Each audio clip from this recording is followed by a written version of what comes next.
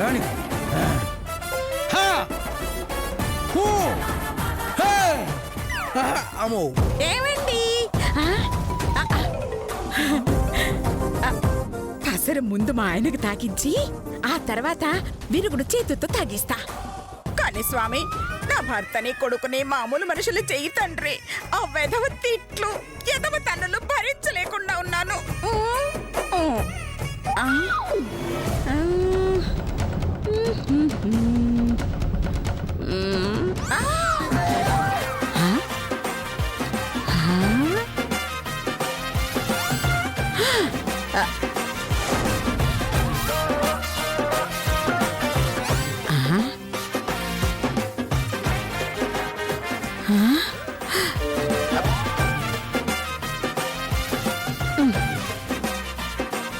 అయ్యో, ఇలా పడిపోయారేంటి? ఏమండి ఏమండి, మాట పలుకు లేదంటే కొంప తీసి ఏమండి, అప్పుడే మీకు 30 నూరేళ్ళు నిండిపోయాయండి. ఒక్క మాట నాతో చెప్పుంటే ఇన్సూరెన్స్ చేయించుండేదాన్ని కదా. ఇంటి ముందు ఎంగిలి పీడీలు ఎవరు ఏరుకుంటారండి?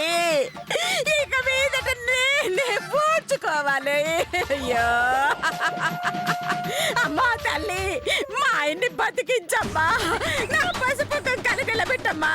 అమ్మా అయ్యో అయ్యో అయ్యో, లేవండి లేవండి లేవండి లేవండి లేవండి లేవండి.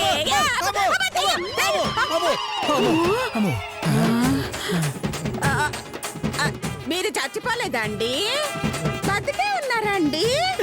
అమ్మో, నేను చావటం కాదే, నువ్వు కొట్టే దెబ్బలకి నిజంగానే చచ్చేట్టున్నాను. లేదండి, నేనే మిమ్మల్ని బ్రతికించుకున్నాను. అవును, నువ్వు ఒక సతీ సావిత్రివి. ఆ యమధర్మరాజు కాళ్ళు పట్టుకుని బతిమాలి బతికించుకున్నావు. అవునా? కొట్టానంటేనా? నేనేదో శవాసనం వేసుకుంటుంటే సత్యానని గొడవ చేసింది చాలక మళ్ళీ పెద్ద బిల్డప్పు. శవాసనం వేశారా? పోన్లేండి, పాడే ఖర్చు పుడ్చే ఖర్చు మిగిలింది. ఓసి దుర్మార్గురాలా. పోండి, మీరు అలా పొగిడితే నాకు సిగ్గేస్తుంది. పొగిడినట్టుగా ఉందిటే నీకది.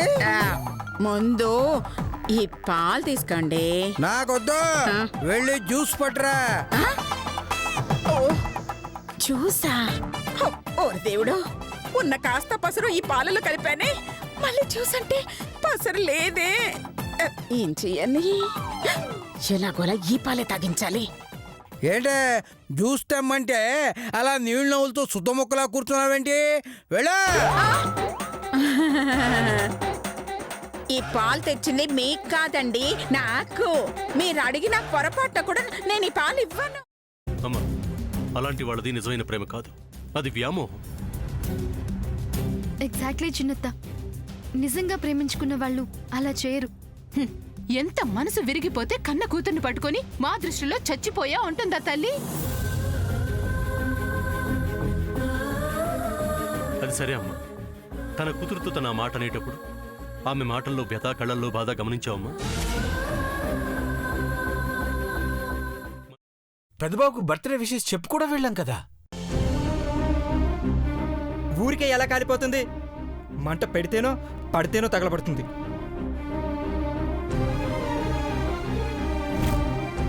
కరెక్ట్ చిన్నబాబు, నీకొచ్చినట్టే నాకు డౌట్ వచ్చింది.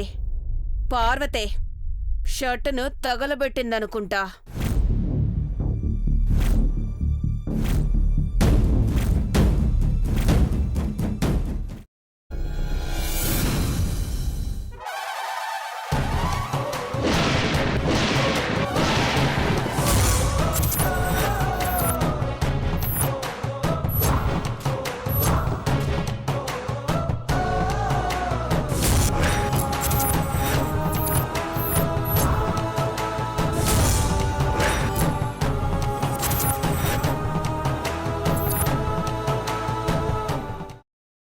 తర్వాత పొట్టు తీసేసి చాప్ చేసి పక్కన పెట్టుకోవాలి.